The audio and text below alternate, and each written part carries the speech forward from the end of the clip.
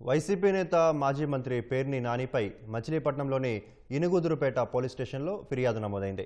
ముఖ్యమంత్రి చంద్రబాబు, ఉప ముఖ్యమంత్రి పవన్ కళ్యాణ్పై అనుచిత వ్యాఖ్యలు చేశారంటూ టీడీపీ నేతలు పేర్ని నానిపై ఫిర్యాదు చేశారు. 2 రోజుల క్రితం ఏలూరు జిల్లా చాట్రాయిలో వైఎస్ఆర్ విగ్రహావిష్కరణ కార్యక్రమంలో పేర్ని నాని అనుచిత వ్యాఖ్యలు చేశారని ఫిర్యాదులో పేర్కొన్నారు. కొంతకాలంగా పేర్ని నాని కావాలనే విద్వేషాలు రెచ్చగొట్టేలా వ్యాఖ్యలు చేస్తున్నారని టీడీపీ నాయకులు ఆగ్రహం వ్యక్తం చేశారు. ఇకనైనా తీరు మార్చుకోకపోతే పరిణామాలు తీవ్రంగా ఉంటాయని హెచ్చరించారు.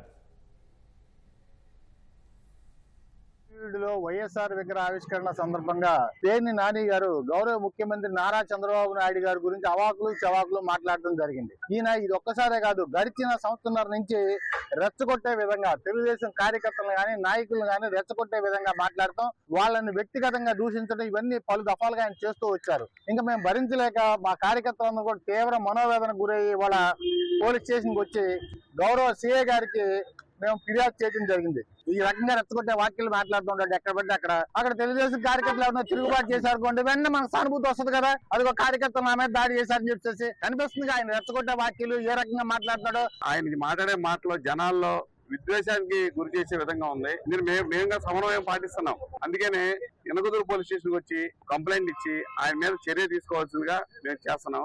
మొన్న గతంలో కూడా రప్ప అని చెప్పి నోటు వచ్చినట్టు మాట్లాడారు, అయినా మానుకోలేదు. ఈసారి కనుక ఖచ్చితంగా వల్గర్ గా మాట్లాడితే తగిన చర్యలు పోలీస్ డిపార్ట్మెంట్ చేయకపోతే ఖచ్చితంగా మేమే నిర్ణయం తీసుకునే పరిస్థితి వస్తుందని ఈ సందర్భంగా తెలియజేస్తాం.